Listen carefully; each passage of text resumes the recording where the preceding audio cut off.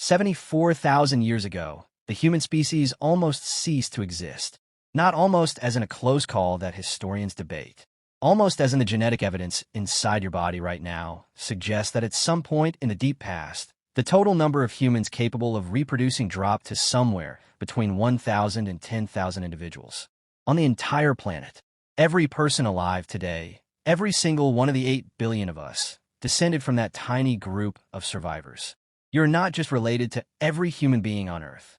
You are descended from the same small cluster of people who somehow made it through an event so catastrophic that it nearly ended our species before history had a chance to begin. Scientists call it the Toba catastrophe theory, and the cause was a volcano. 74,000 years ago, on the island of Sumatra in what is now Indonesia, a supervolcano called Toba erupted. Not erupted the way volcanoes erupt in news footage, a dramatic mountain spewing lava down its sides. Toba did something different. Toba exploded. The entire top of the mountain was blown away in an event that released approximately 2,800 cubic kilometers of volcanic material into the atmosphere. To understand that number, the 1980 eruption of Mount St. Helens, which killed 57 people and flattened forests across a 600 square kilometer area, released about 1 cubic kilometer of material. Toba released 2,800 times that. In a single event, the ash cloud reached the stratosphere. It spread across the entire planet within weeks. Sulfur dioxide released by the eruption combined with water vapor in the atmosphere to form a global layer of sulfuric acid haze that blocked sunlight from reaching the surface of the Earth. Temperatures dropped. Estimates range from 3 to 15 degrees Celsius of global cooling in the years that followed. Vegetation collapsed. Food chains collapsed. The planet entered what scientists call a volcanic winter, a period of cold, darkness, and famine that lasted for years, possibly decades. And, somewhere in Africa, a small population of early humans tried to survive it. We know they were in Africa because that is where the genetic evidence points. The bottleneck, the term scientists use for a catastrophic reduction in population size, left a mark in human DNA that researchers can still read today. When a population collapses to a small number of individuals, genetic diversity collapses with it. The survivors can only pass on the genes they carry. Everything else is lost.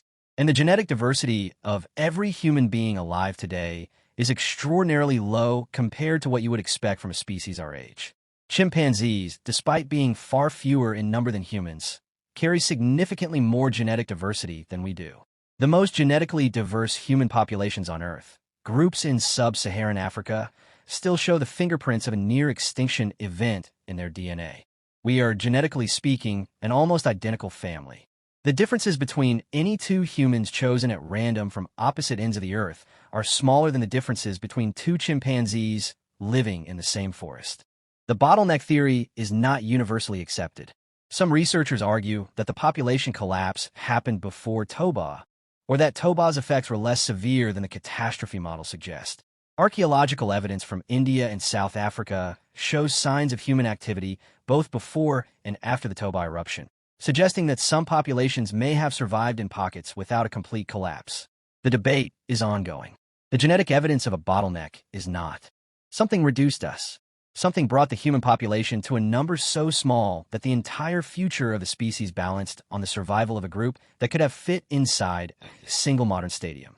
And whether Toba was the direct cause or simply the most dramatic candidate we have found, the reality encoded in your DNA is the same. You are the descendant of survivors.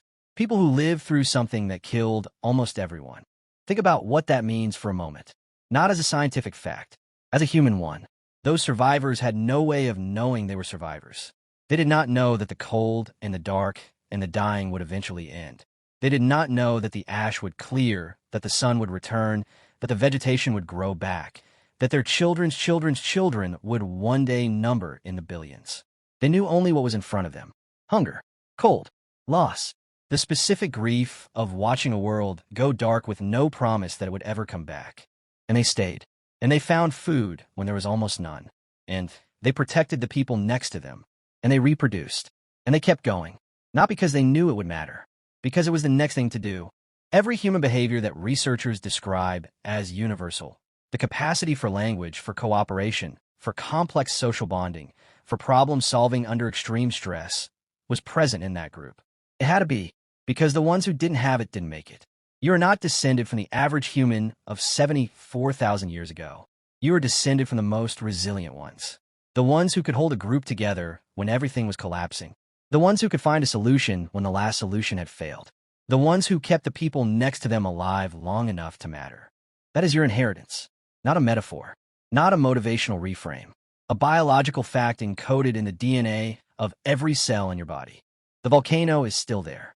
Toba still exists, sitting beneath Lake Toba in northern Sumatra, the largest volcanic lake on Earth, occupying the caldera left by the eruption that almost ended us. Scientists monitor it. It is still classified as a supervolcano. It has not finished, but neither have you. The species that survived Toba did not survive because the conditions were favorable. It survived because a small group of people refused, in the most fundamental biological sense of the word, to stop. And you are what that refusal produced. 74,000 years of descendants. 8 billion of them, all carrying the same scar in their DNA. All descended from the same impossible survivors. All here because someone, in the dark and the cold and the dying, kept going anyway.